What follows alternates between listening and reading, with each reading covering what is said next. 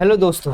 तो शुरू करते हैं क्वेश्चन नंबर 8 को। ठीक है, तो क्वेश्चन नंबर 8 सबसे पहले मैं कलर को बदलूंगा। ठीक है, तो right the balance chemical equation for the following and identify the type of reaction in each of the following.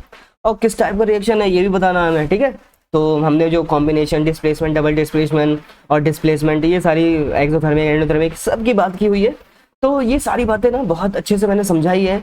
आपको प्लेलिस्ट में जाकर देखना चाहिए। ठीक है, सारे चैप्टर को अगर आपको बहुत अच्छे से समझना है तो मैंने नोट्स में बहुत बाकायदा टाइप करके बनाया है मैंने। ठीक है, तो आपको बहुत मज़ा आएगा पढ़ने में और समझने में। ठीक है, तो बात करते हैं इस सवाल की। हमें क्योंकि बैलेंस भी करना है और बताना भी है किस टाइप का ये रिएक्शन है। पोटेशियम ब्रोमाइड है। ठीक है, तो आपको फॉर्मूला बनाना आना चाहिए। तो पोटेशियम का होता है के, इसकी वैलेंसी होती है 1। ब्रोमाइड यानी ब्रोमीन यहाँ में मौजूद है, इसकी वैलेंसी होती है 1। तो दोनों पे वैलेंसी सेम होती है, तो हम क्या करते हैं, एज इट इज लिख देते हैं KBr। ठीक है, और यहाँ पे बेरियम आयोडाइड है। तो देखिए बेरियम आयोडाइड का बनाते हैं, बेरियम पे चार्ज होता है 2 का। आयोडीन, आयोडाइड मतलब आयोडीन पे चार्ज होता है सिर्फ 1 का। तो क्या बन जाएगा, BaI2। ठीक है, तो यहाँ पे बन जाएगा BaI2। तो बेरियम आयोडाइड बन गया। और मिलता क्या है इनके रिएक्शन से, इनके रिएक्शन से हमें मिल रहा है पोटेशियम आयोडाइड। पोटेशियम का चार्ज होता है 1, आयोडीन का भी चार्ज होता है 1। क्रॉस मल्टीप्लाई करेंगे, देखिए चार्ज जो है सेम है, तो यहाँ पे बन जाएगा potassium iodide plus barium. Barium का हमारा Ba होता है। ठीक है, तो आप देखोगे यहाँ पे हुआ क्या है, बेरियम ब्रोमाइड, सॉरी बेरियम, ये पूरा मैंने पढ़ा नहीं, बेरियम ब्रोमाइड। तो सर ये दोबारा बनाते हैं। बेरियम का होता है चार्ज 1, ब्रोमाइड यानी ब्रोमीन का होता है 1। जब इसको क्रॉस मल्टीप्लाई करेंगे तो BaBr2, तो बेरियम ब्रोमाइड यहाँ पर हमारा बन जाएगा। चलिए बैलेंस करते हैं। तो शुरुआत करते हैं हम पोटेशियम से। तो पोटेशियम में हमारे पास पोटेशियम ब्रोमाइड में पोटेशियम है, ब्रोमीन है। तो पोटेशियम दोनों साइड में एक एक है, मगर ब्रोमीन आप देखोगे ब्रोमीन यहाँ पर 2 है। ठीक है, प्रोडक्ट साइड में 2 है, रिएक्टेंट साइड में 1 है। तो हम यहाँ पे 2 से मल्टीप्लाई कर दें तो ब्रोमीन हमारा बैलेंस हो जाएगा। ठीक है, तो चलिए पोटेशियम यहाँ पर अब अनबैलेंस हो चुका है, तो पोटेशियम को बैलेंस करते हैं। यहाँ पे 2 से मल्टीप्लाई कर दें तो पोटेशियम 2 हो जाएगा। ठीक है, पर मसला ये है कि आयोडीन भी यहाँ पे 2 से मल्टीप्लाई करने की वजह से यहाँ पे आयोडीन भी 2 हो गया। और ऑलरेडी आप देखोगे हमारा रिएक्टेंट साइड में भी ब्रोमीन कितना है, 2। तो ये हमारा बैलेंस हो चुका है केमिकल इक्वेशन। अब हमें ये भी बताना है कि ये कौन से टाइप का रिएक्शन है। तो आप देखोगे यहाँ पर पोटेशियम ब्रोमीन के साथ था, अब वो आयोडीन के साथ जा चुका है। बेरियम आयोडीन का साथ था, बेरियम के ब्रोमीन के साथ जा चुका है। इसका मतलब हो क्या रहा है, यहाँ पर आयंस का एक्सचेंज हो रहा है। तो यहाँ पर हम लिखेंगे, जहाँ पर आयंस का एक्सचेंज होता है तो उसको हम क्या कहते हैं, डबल डिस्प्लेसमेंट रिएक्शन कहते हैं। Double displacement reaction. ठीक है, तो अब बात करते हैं जिंक कार्बोनेट। तो देखिए जिंक और कार्बोनेट का होता है CO3, है ना। तो जिंक के चार्ज और कार्बोनेट का चार्ज, दोनों का चार्ज क्या है, सेम होता है। तो यहाँ पे लिख दूंगा ZnCO3। ठीक है, और इससे हमें क्या मिलता है, जिंक ऑक्साइड। तो देखिए जिंक ऑक्साइड मिलता है, तो इसका मतलब क्या है, ऑक्सीजन। तो दोनों पे यहाँ पे भी चार्ज होता है 2 2 का, तो यहाँ पे मिल जाएगा जिंक ऑक्साइड। कार्बन डाइऑक्साइड आपको पता ही है CO2 होता है। तो चलिए बैलेंस करते हैं।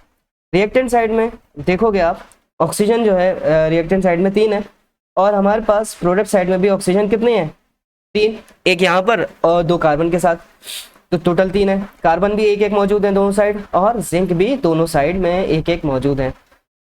तो इसका मतलब क्या है, यहाँ पर कुछ करने की जरूरत ही नहीं है। तो हमारा ऑलरेडी ये इक्वेशन क्या है, बैलेंस है। तो यहाँ पर आपको फॉर्मूला जो है ना वो बहुत अच्छे से समझ में आना चाहिए कैसे बनाया जाता है। तो मैं सब बताता हुआ चल रहा हूँ, फिर भी कोई डाउट हो ना तो प्लीज़ कमेंट में ज़रूर बताइएगा मुझे कि आपको समझ में आता है या नहीं आता है। तो यहाँ देखिए ये तो बता दिया हमारा इक्वेशन जो है ये बैलेंस है। अब हमें क्या करना है, आइडेंटिफाई करना है टाइप ऑफ रिएक्शन। तो आप देखोगे सिंगल प्रोडक्ट से 2 कंपाउंड हमारे तैयार हो चुके हैं, है ना। तो ये कब होता है, ऐसा तब होता है जब हम डिकम्पोज करते हैं। तो यहाँ पर हम लिख देंगे कि ये जो हमारी रिएक्शन है वो डिकम्पोजिशन रिएक्शन है, डिकम्पोजिशन रिएक्शन। तो यहाँ पर हमने 2 पार्ट कर लिया, अब तीसरा पार्ट करते हैं। हाइड्रोजन है, हाइड्रोजन लिखा हुआ तो H2 होता है, क्लोरीन है तो Cl2 होता है, और हाइड्रोजन क्लोराइड मिल गया यानी HCl। ठीक है, तो यहाँ देखोगे हाइड्रोजन और क्लोरीन दोनों साइड में, रिएक्टेंट साइड में दो दो है, मगर यहाँ पर सिर्फ एक एक मौजूद है। तो सिंपल सा है, 2 मल्टीप्लाई कर दो तो ये हो गया हमारा बैलेंस। अब ये कौन सा है, देखिए ये दोनों कंबाइन होकर हमारा हाइड्रोजन क्लोराइड बना रहे हैं। तो ये कैसा रिएक्शन है, ये है कॉम्बिनेशन रिएक्शन। तो यहाँ पे लिख देता हूँ कॉम्बिनेशन रिएक्शन, ठीक है। अब हम बात करते हैं चौथे पार्ट की। तो यहाँ पे आप देखोगे मैग्नीशियम का सिंबल होता है Mg, और हाइड्रोजन क्लोराइड एसिड है। तो देखिए ये जो सिंबल है HCl इसका फॉर्मूला होता है ना। और ये क्या बना MgC, मैग्नीशियम क्लोराइड। तो देखिए मैग्नीशियम का होता है चार्ज 2, क्लोराइड का होता है 1, क्रॉस मल्टीप्लाई करेंगे तो Mg के क्रॉस में 1 है, क्लोराइड के क्रॉस में 2 है, तो 2 यहाँ पे लगाया जाएगा। तो यहाँ पे बन जाएगा मैग्नीशियम क्लोराइड, ठीक है। और हाइड्रोजन है, हाइड्रोजन यहाँ से H2 के फॉर्म में दिखाई जाती है। चलिए तो बैलेंस करते हैं इसको। तो आप देखोगे यहाँ पर मैग्नीशियम एक एक है दोनों साइड में, मगर क्लोरीन जो है प्रोडक्ट साइड में 2 है, और हाइड्रोजन के पास जो क्लोरीन है वो 1 है। तो 2 करने के लिए मुझे 2 से मल्टीप्लाई करना पड़ेगा, और हाइड्रोजन भी देखिए 2 लगाने की वजह से हाइड्रोजन भी बोथ साइड में 2-2 हो चुके हैं, यानी हमारी इक्वेशन ये बैलेंस हो चुकी है। हमें यही बताना है कि टाइप ऑफ रिएक्शन कौन सा है।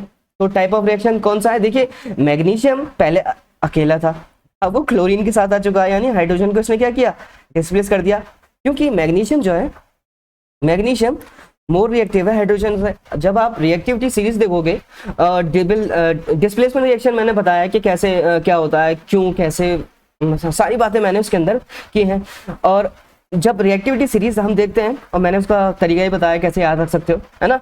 तो रिएक्टिविटी सीरीज में देखोगे मैग्नीशियम जो है ना ऊपर आता है, तो जो एलिमेंट जितने ऊपर आते हैं वो उतने ज्यादा रिएक्टिव होते हैं। हाइड्रोजन आता है नीचे मैग्नीशियम के, इस वजह से मैग्नीशियम ज्यादा रिएक्टिव है हाइड्रोजन से, और उसने क्या किया, इसके कंपाउंड से हाइड्रोजन को हाइड्रोजन क्लोराइड से अलग कर दिया और बना लिया अपने आप को मैग्नीशियम क्लोराइड। तो यहाँ पे क्या हुआ, डिस्प्लेसमेंट रिएक्शन हुआ, डिस्प्लेसमेंट रिएक्शन। तो ये मैंने लिख लिया। तो आई होप आपकी समझ में आया होगा कैसे इस सवाल को किया गया, है ना, बैलेंस किया, फिर हमने टाइप ऑफ रिएक्शन को आइडेंटिफाई किया, ठीक है। आई होप आपके समझ में आ भी गया होगा। तो please do not forget to subscribe my channel, और ये उन लोगों पे पहुँचाइए जो समझना चाहते हैं, ठीक है, जहाँ आपको लगता है कि पहुँचाना चाहिए। तो मिलते हैं अगले सवाल को लेकर अगली वीडियो में। Thanks for watching my videos.